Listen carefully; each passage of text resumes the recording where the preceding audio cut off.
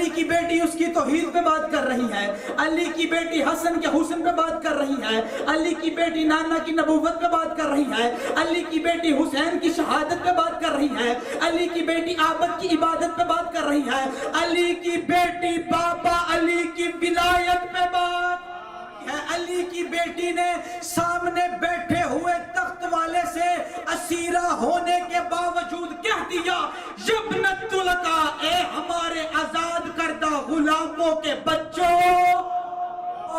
اماں میں رو رو کے کہتی رہی، نہ مار، اور نہ مار میں وجہ اللہ کی بیٹی، اور نہ مار میں نور اللہ کی بیٹی۔ اماں انہوں نے مجھے بہت الحمدللہ الذی جعلنا من المتمسکین بولایت امیر المؤمنین سلطان الاولیاء شاہ سوار بدر احد، نور اللہ، وجہ اللہ، لسان اللہ، جنب اللہ، اذن اللہ، روح اللہ، باب اللہ، قبلہ و کعبہ، علی ابن ابی طالب علیہ السلام، صلوات۔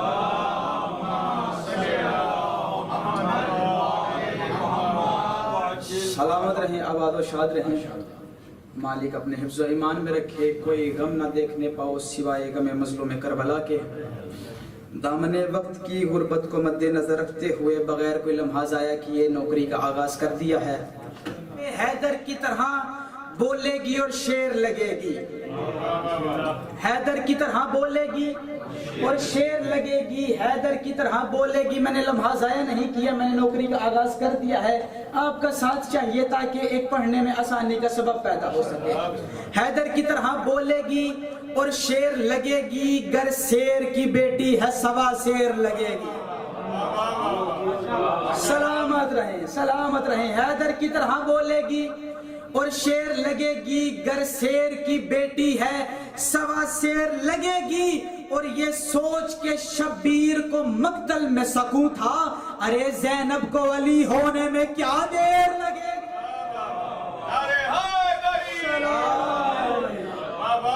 سلامت رہے، سلامت رہے، زینب کو علی ہونے میں کیا دیر لگے گی۔ بولی علی کے انگ میں عباس کی بہن، سلامت ہے اس بندے کو جو عباس کی بہن پہ بول پڑا۔ بولی علی کے انگ میں عباس کی بہن، چہرے یزیدیت کے وہیں زرد کر دیے۔ سلامت رہے۔ بولی علی کے انگ میں عباس کی بہن، چہرے یزیدیت کے وہیں زرد کر دیے۔ اور جتنے یتیم چھوڑ کے گیا تھا علی کا لال، زینب نے کم سنی میں جوان مرد کر دیا۔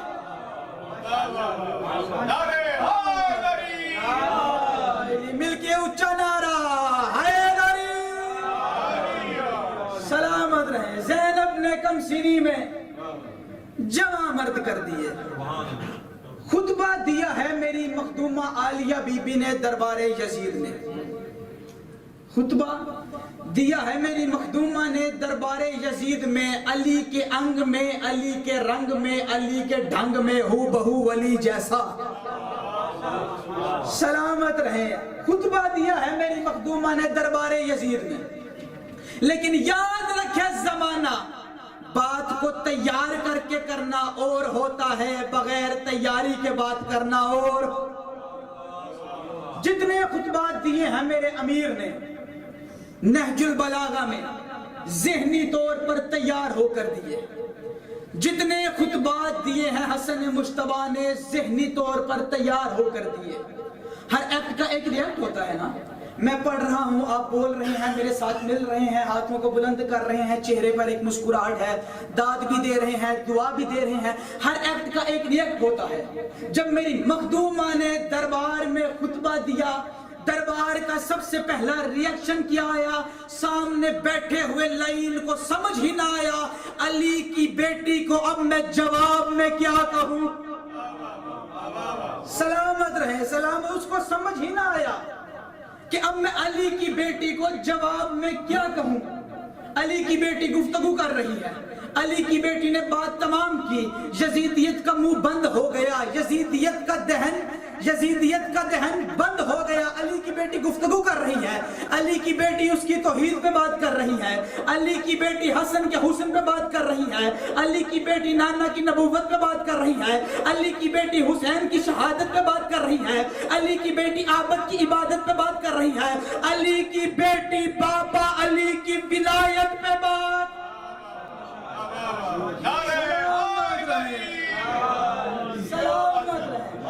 علی کی بیٹی بابا علی کی ولایت پہ بات کر رہی ہے. گفتگو تمام ہوئی. علی کی بیٹی نے حاصل سیر گفتگو کی, حقیقت پر مبنی گفتگو کی. علی میری مجبوری ہے, میں کیمروں کی موجودگی میں کھل کے پڑھ ہی نہیں سکتا, میری مجبوری ہے. علی کی بیٹی نے سامنے بیٹھے ہوئے تخت والے سے اسیرہ ہونے کے باوجود کہہ دیا, یبنت العطا, اے ہمارے آزاد کردہ غلاموں کے بچوں.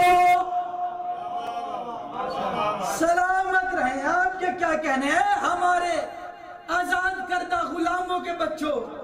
اس لعین کو سمجھ ہی نہ آیا کہ میں جواب میں کیا کہوں. پہلا اور آخری جملہ اس کے منہ سے نکلا, کہنے لگا کاش کاش آج میرے بدر اور احد والے بزرگ ہوتے. کاش, اب اس کاش کو ذہن کے اندر رکھنا ہے, ایک لفظ کو کاش رکھنا ہے ذہن کے اندر, دوسرا لفظ ہوتے, کاش اور ہوتے کو ذہن میں رکھنا ہے. میں مصرع نظر آپ کی کرنے لگا ہوں بہت جلدی سے. مصرع ہے تقریر کے جواب میں اتنا ہی کہہ سکا, جانے میرے بزرگ کہاں تھے کدھر گئے. سلامت رہے. تقریر کے جواب میں اتنا ہی کہہ سکا, جانے میرے بزرگ کہاں تھے کدھر گئے. اور ایک خطبہ خطیبہ عصمت کے بعد ہی ارے مانا یزید کے میرے اجداد مر گئے.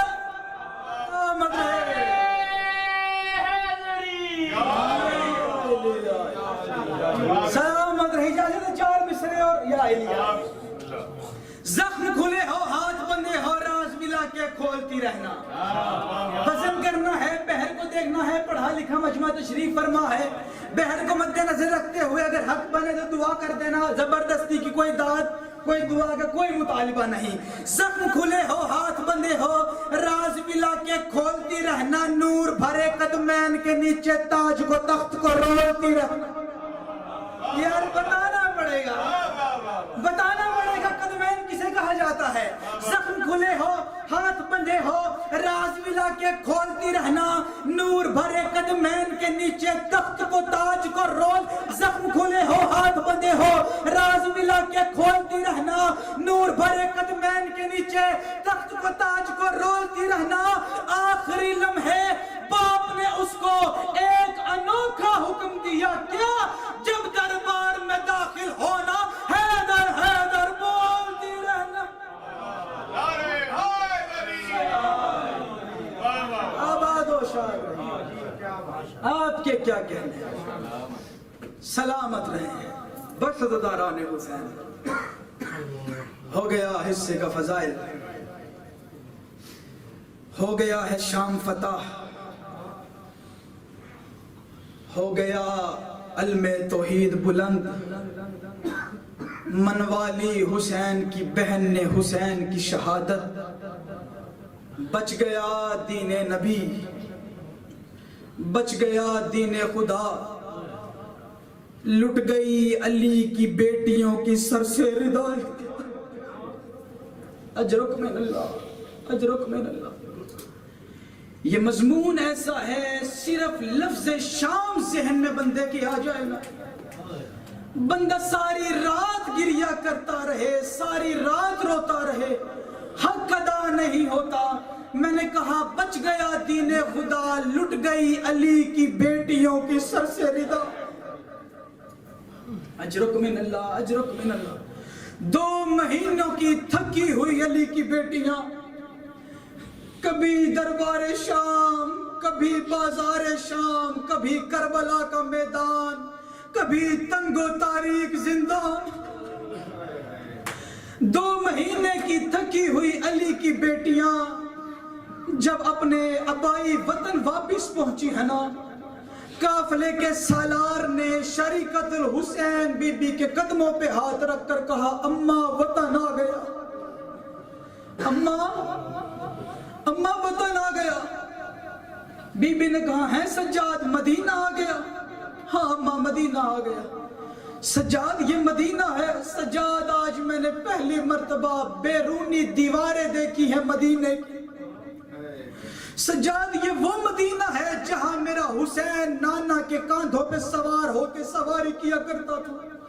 ہاں ماں یہ وہی مدینہ ہے. رو کے کہنے لگی سجاد ایک منت ہے, مجھے میرے نانا کی قبر پر لے جاؤ, مجھے میرے نانے کے قبر کا نشان بتا. زخمی سجاد نے انگلی کا اشارہ کر کے کہا اماں وہ سامنے ہے نانا رسول کی قبر. عزاداران حسین چلی ہے حسین کی بہن نانا کی قبر کی جانب.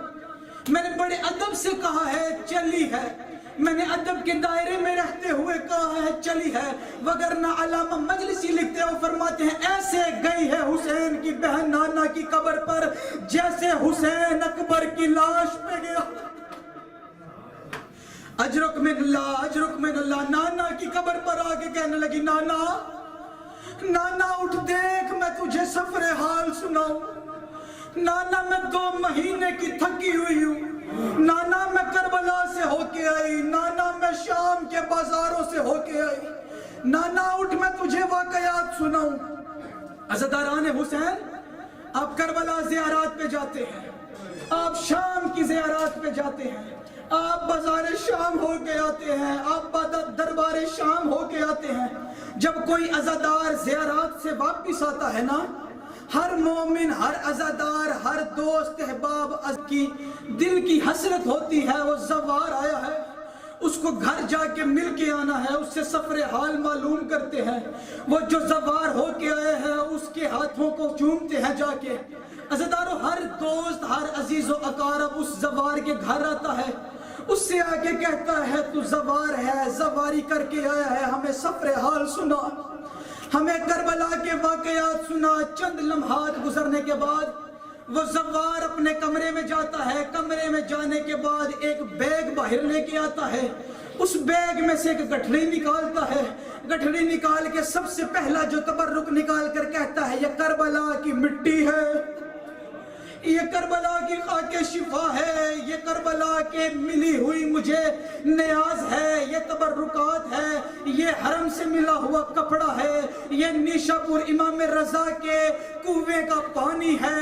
عزاداران حسین جب وہ حال سفر سناتا ہے کربلا کے واقعے, مجھے نہیں پتا کون بندہ روئے گا, کون بندہ سینے پہ ہاتھ مار کے ماتم کرے گا.